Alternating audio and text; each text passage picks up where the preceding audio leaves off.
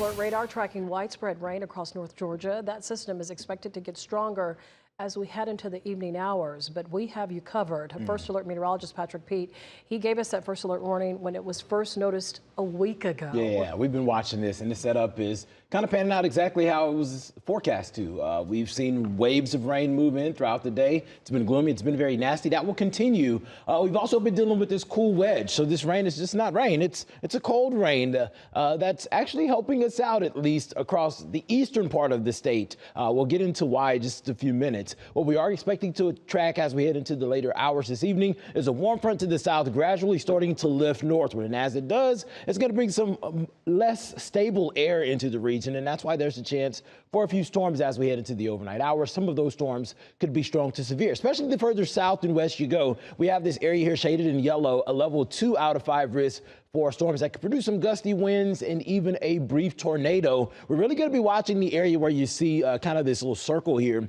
because that's the area that we are forecasting to be the most unstable as we head into the evening hours. Scattered showers right now on first alert radar moving through the area. Inside of the city of Atlanta, we've seen a lot of improvement. Still gloomy, still tracking some drizzle out there. Some lighter showers on the eastern wall of the perimeter stretching all the way into Lawrenceville and Snellville. The heavier rain well to the north of us, and that will continue to lift further north as we head through the next couple of hours. Right now, if you're in Ellijay, you're picking up on some heavier downpours. It's just starting to push into the area.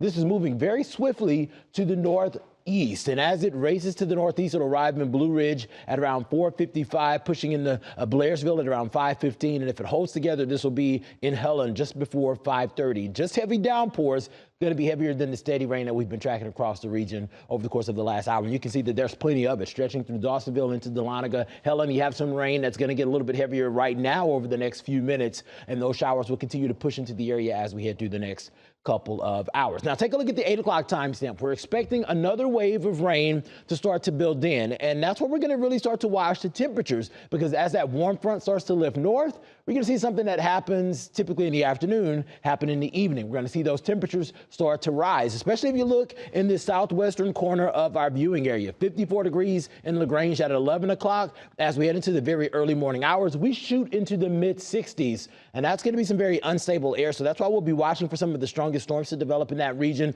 The further east you are, you got lower temperatures, low 40s, upper 30s. So you're going to be a little bit more stable, less chance for severe storms. By 7 o'clock, all this energy is pushing to the south and east, and we will drop that first alert weather day, and we'll trend drier for the second half of the day.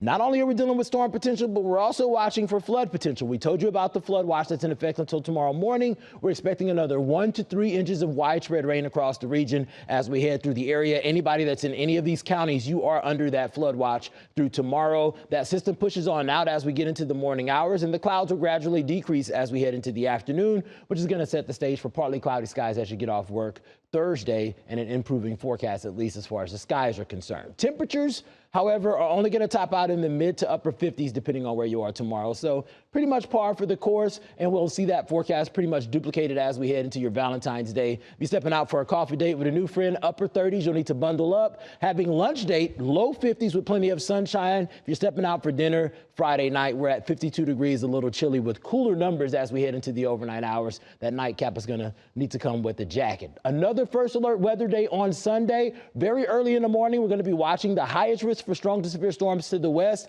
but we do expect that to at least maintain itself, which means that we could see some strong to severe storms very early Sunday morning. You'll want to have that first alert weather app downloaded. Temperatures trending to the upper 40s by Monday afternoon. I'm Tracy.